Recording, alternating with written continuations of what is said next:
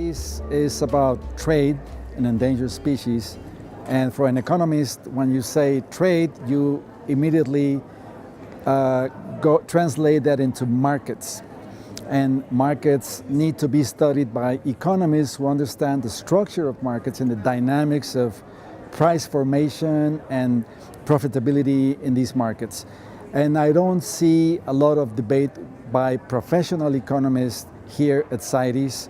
The discussion is mostly on conservation, law enforcement, but very little on the economics of markets. And I think that is a major gap in CITES. My first reaction was, I'm sure that I'm going to meet some really good economists in working in the Secretariat in CITES, for example. Well, I was surprised because CITES has no economists working on its Secretariat. I believe they have never had any economists working in the Secretariat, which is really amazing.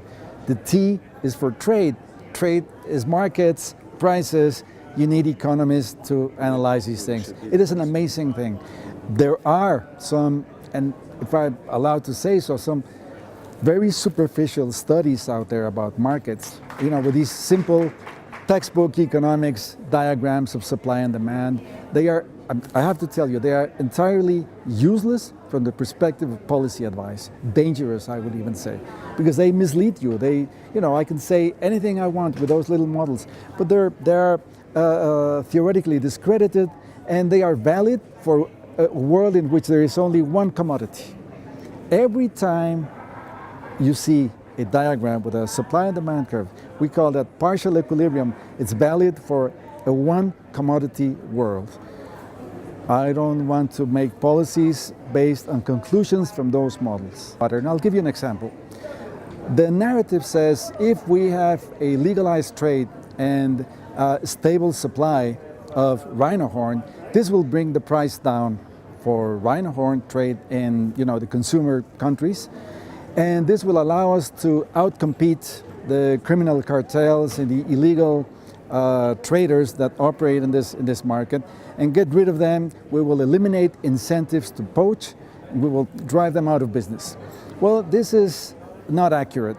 All of the traders in rhino horn do many other products at the same time. They are not, exclusively working with rhino horn. They do rosewood, they do maybe ivory, jade.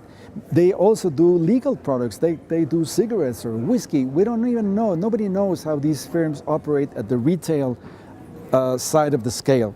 They may be able to resist and withstand a price war for a very long period of time.